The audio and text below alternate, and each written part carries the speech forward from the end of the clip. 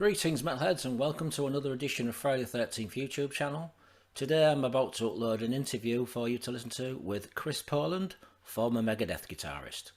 Now this interview was conducted in the late 80s when Chris had released his solo album, his very first instrumental album, so have a listen.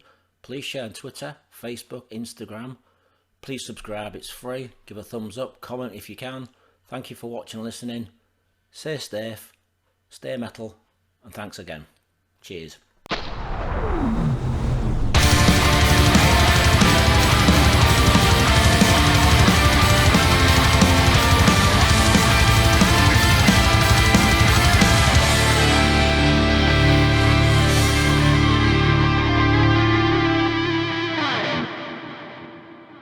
is the name of your magazine Friday the 13th? Yeah. And you're Jason? Yeah, I was born on the 13th. All right. First question is about Megadeth, if you don't mind me asking. No, that's fine. Okay, when did you leave? Why did you leave? And are you still friends with Dave? I left in late 87, and at the time me and Dave weren't speaking. Mm-hmm. And just recently, actually, within the last year, me and Dave, started to become friends again. Mm-hmm. And about 8 months ago, he gave me a call and asked me if I'd come down and play some guitar on the demos. Yeah. For Rust in Peace.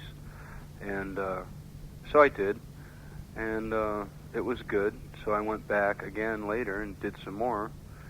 And then he asked me, if I wanted to join the band, and I was pretty much, honored that he would ask me to join the band again because it's a great band. And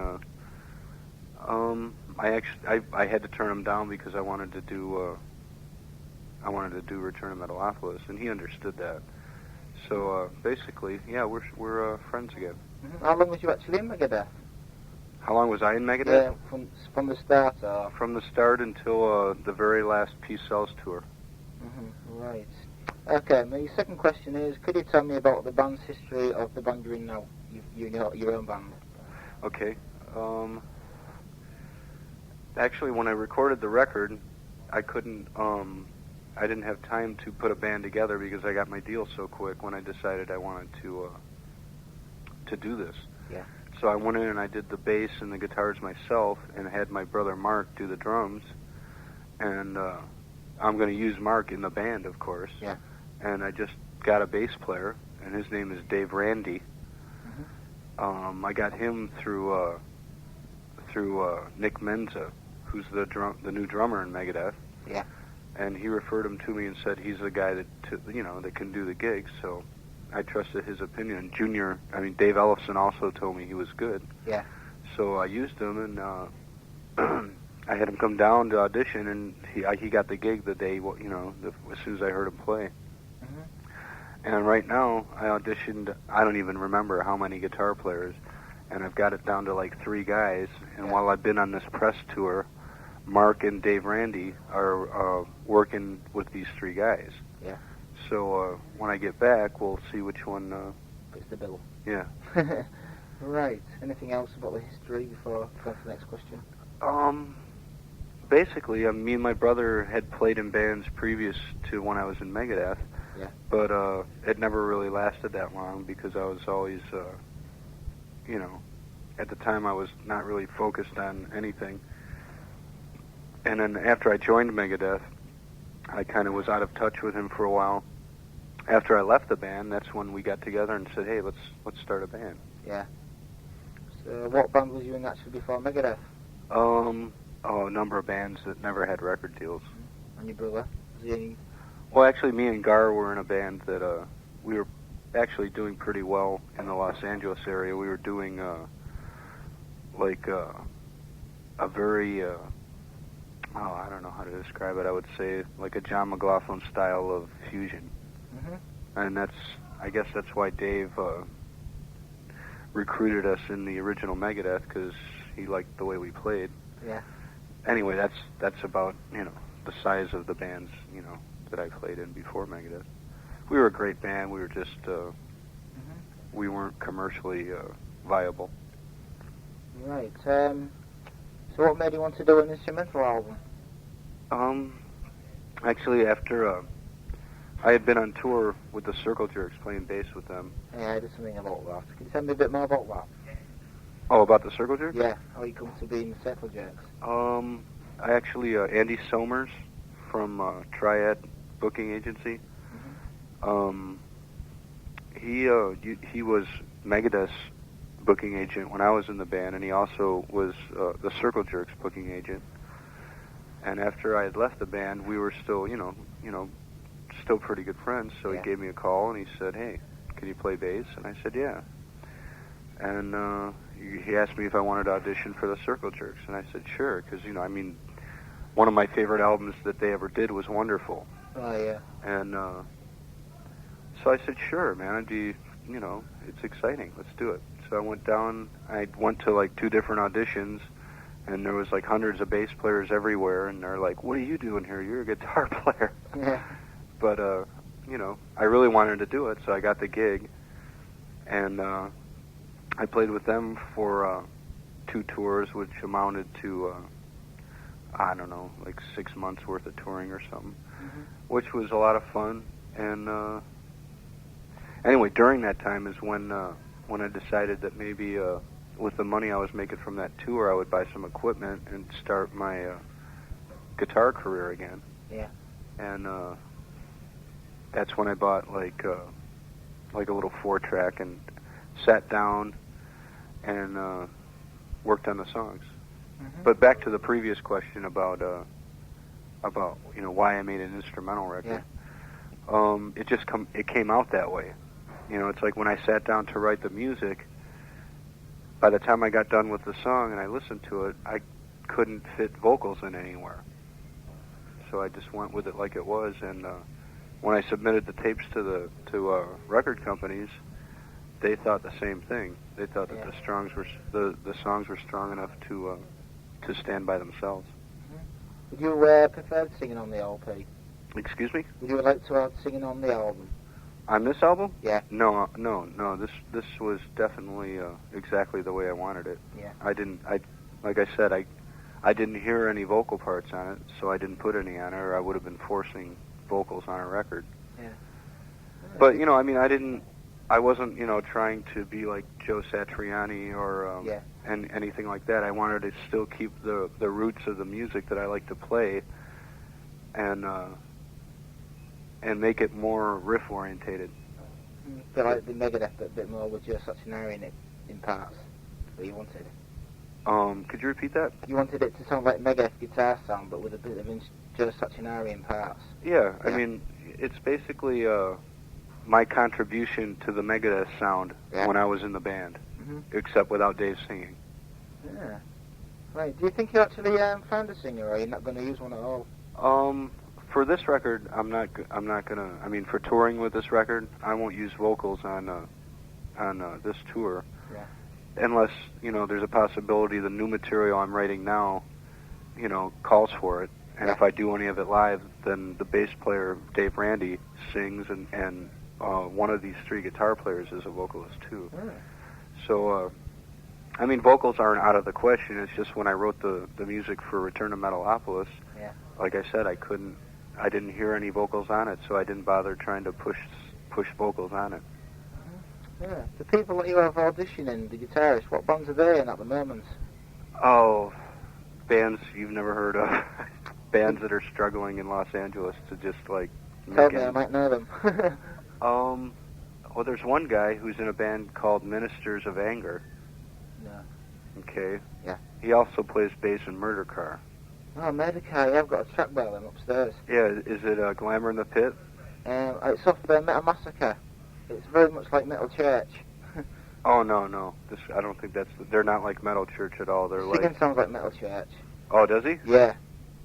Well, I like the music to me seems like a lot more intense than that. Yeah, it might be the same band, I think it is. Anyway, yeah, and the other guys just aren't in bands, they're just guitar players. Yeah. Right. Could you tell me a bit about your album, what the songs are about? Yeah. A lot of the songs on the record were influenced by books and articles that I read. when I was on tour with the Circle Jerks, because I had nothing to do but read in the back seat, for sometimes like 12 hours a day. So, I was reading the Vampire Chronicles by Anne Rice, and Theater of the Damned was inspired by a chapter in that book where Lestat takes over this theater in France, and then decides that he wants to see the world, and leaves it with a bunch of vampires who eventually become like a very famous acting group. Yeah. And what they wind up doing is like killing their victims on stage during their plays that they write. And the audience has no idea that these people are really getting killed on stage. And, the show becomes a huge hit and runs for 10 years. And I think I've seen that. Is there a film about it called Theatre of Blood? I don't think so. No, I don't know. There might be a film of it, but... Vincent Price. It's like, when you mentioned that about people getting killed off, it reminded me of a film with Vincent Price in. Sort of like the same sort of scene. Same concept. Yeah. It's just, to me, it was just so ironic and evil at the same time that I was very, it impressed me. Yeah. I can't think of the right word I want to say impressed. It just made a strong statement to me, and it inspired that song. And Kazad Doom, the last song on the tape, if you have the full record. Yeah, but the 3-4 track, or is it? It's kind of what's the word I want to use? I know it's cliche to say that I've read this book, but I think it's a great book, and I usually read it every 2 or 3 years just to remember how good it was. Yeah. Is The Lord of the Rings. And I read, I took it from a chapter in the first book of that trilogy, which is a chapter called Bridget Kazad Doom, which is, it's about a company taking a shortcut through this mountain, and they come to a chamber in this place where some years before that, a company of people they knew got caught in the same chamber and got slaughtered by the bad guys and whatever. And anyway, it's kind of a song of how they got caught there and escaped. And actually, you'd have to read it, but it's hard to explain over the phone like this. I've seen the film Lord of the Rings. Oh God, that film was terrible. You think so? I think so. If you've ever read the book, and if you see the film, I don't think it does it justice. I mean, it's okay. It's just, to me, the film has to be done with real people, not with cartoons, because it's much too intense to just say.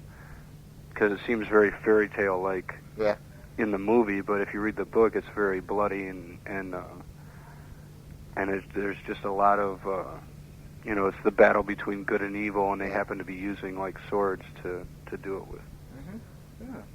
Anyway, that's what I think.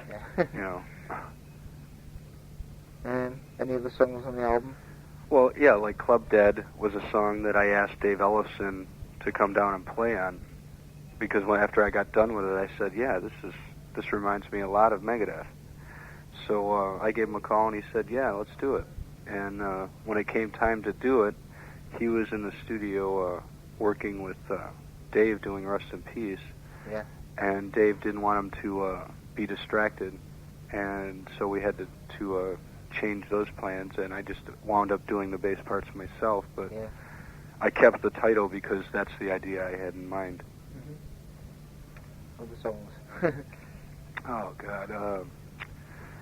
Apparition Station is not inspired by any book. It's just, when I got done playing the song, it seemed to remind me of a soldier that might have been killed in a war and never his spirit never passed on, and he wound up standing guard somewhere forever. Yeah. You know. How many tracks is there on the album? 10. 10.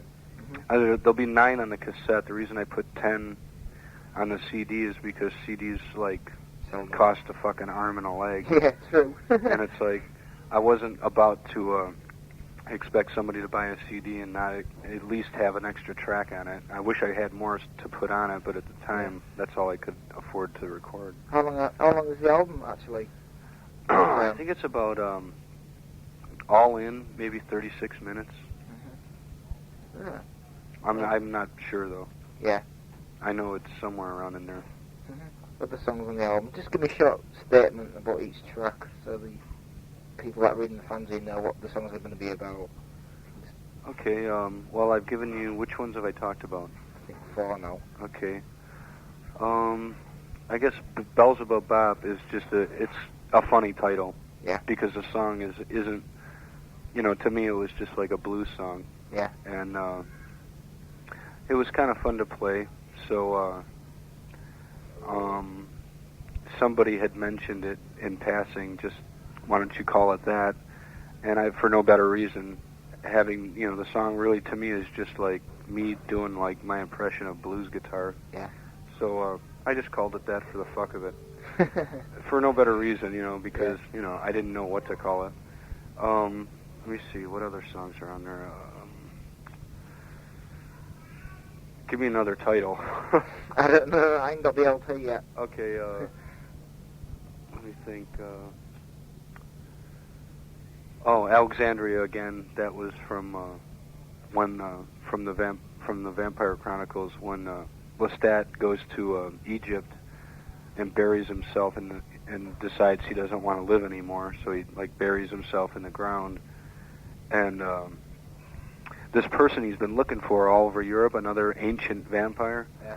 He's been writing him notes and actually spelling his name out and spelling his own name Lestat out. And I guess in vampire lore you're not supposed to ever spell your name. Mm-hmm. And he was breaking all the rules, just trying to find this guy. And so this guy finally decides, well, I'm going to go get Lestat. So he goes down to Egypt and knows exactly where he is and pulls him up out of the ground by his shirt. Yeah. And it's you have to read this to understand how he felt. He felt like he couldn't live anymore, and there's no way you can kill a vampire, So it's yeah. He was basically I don't want to kill myself, so I'm just gonna bury myself. Mm-hmm. And that's kind of what it's about. It's about that. And Return of Metalopolis, the title track, is when I first heard that song, it gave me the feeling. Actually, it's the feeling I got that I get to play this music again, the music that I like to play. Yeah. And it had been a while since I had done it, and I was wondering if I would ever have the chance to do it again. And when I did, actually that was the last song I wrote before going in the studio. And that's the feeling I got, so I used that as the title track because it's just a return to the music I love to play. Yeah. Let me see what else is on there. Must be hard thinking. There's a song called "The Fall of Babylon." Yeah. Which is about Babylon. Yeah. And it's also about it has a double meaning.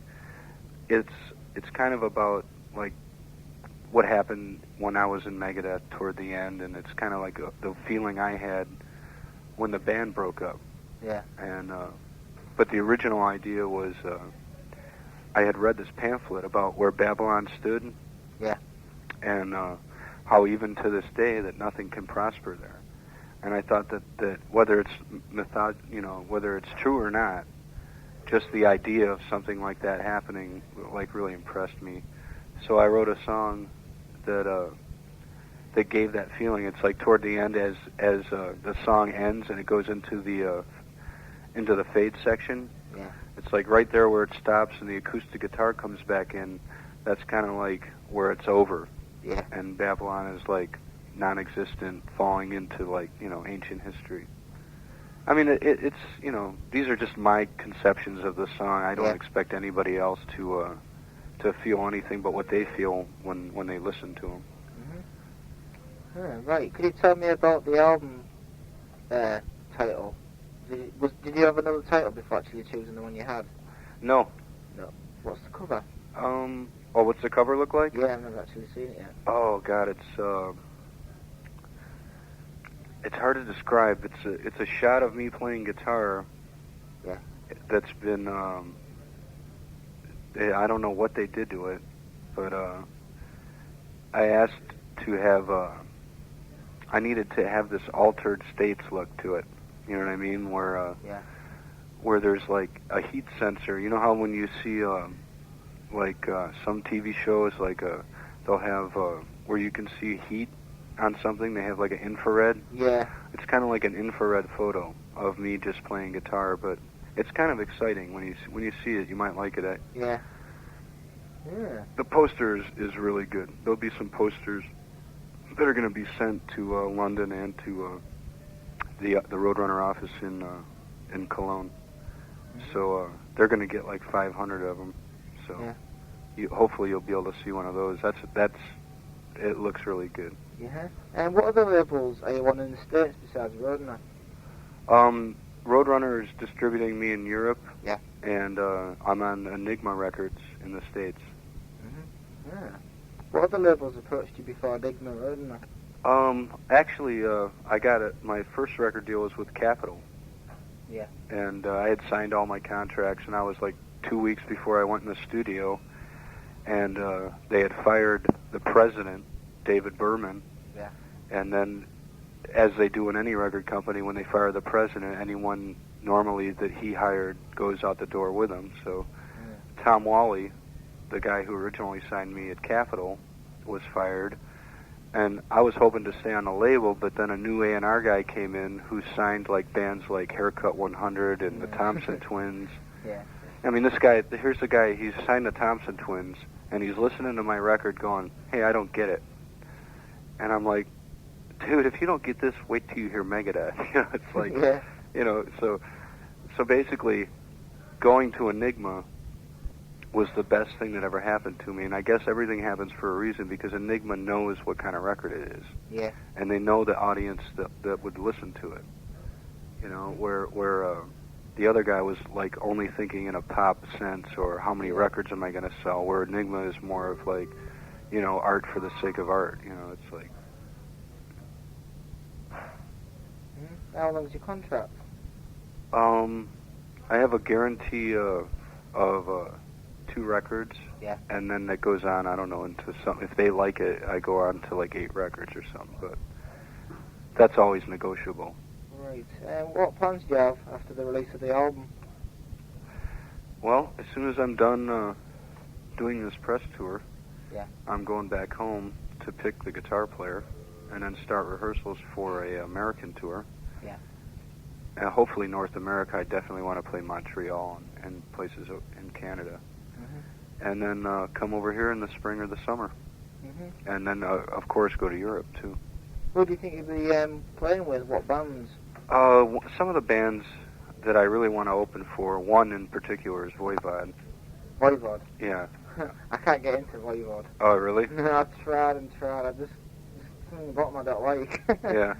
Well, Voivod's one band. I wanted to open the Exodus Flotsam and Jetsam tour, but my record wasn't set up, so Violence definitely is going to open for them. Yeah. You know, I mean, I'll open for anybody. So you're still sticking to thrash bands and... Well, I don't consider Flotsam like a thrash band, and I consider Exodus like along the lines of Megadeth and Metallica as far as this kind of metal music goes. So, I mean, to open for them would be, a pleasure. Mm-hmm. Yeah. Have you ever done any gigs with this band you're doing now? No, I haven't. Never. Right. What do you think your fans? Have your fans actually heard your new music yet? Some people they like the record. Yeah. And they wish there was vocals on it. Yeah. And all I can tell them, is next time there could be possibly vocals on a record that I make, but this one I felt was strong enough on its own, and they can accept that. It's just that they think that the record's so good that if I would have had vocals on it, it might have been a big success. And I'm like, I'm really not out to to make $1 million. I'm just doing what I want to do. Yeah. You think you've gained more fans since you've left Megadeth, or lost a few? Do you think I've gained or lost fans? Yeah. I don't think it works like that. I don't think they're like, oh well, he's not in Megadeth anymore. He's nobody, because the work that say even Gar Samuelson and myself, the work we did on Killing and Peace Sells, yeah, both in America and in Europe, are like metal classic records. So yeah, you know, I'm just proud of the work that I did in that band, and I hope that they'll enjoy the work I'm doing now. Do you have anything to say to add to this interview? To your fans that will be reading.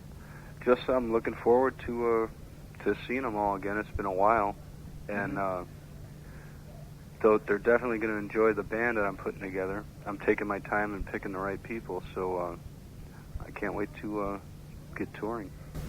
Just before I finish, are you doing a video for this album? Promo video. Am I doing what? Promo video for the album. Yeah, that's what I've been doing for a week now. I did Germany. Yeah. And now I'm in London to finish up here, and then I go back to the States to, like I said, start rehearsals for the tour. Are you doing a video? Right now, video, yeah. Right now I'm looking at producers to do that. Which song? But I'm not rushed into. I'm not rushing it because, you know, I don't want to rush that either. But I'm not sure which song it'll be. It'll probably be one of. It'll either be Theater of the Damned, yeah, Return to Metalopolis, or Club Dead.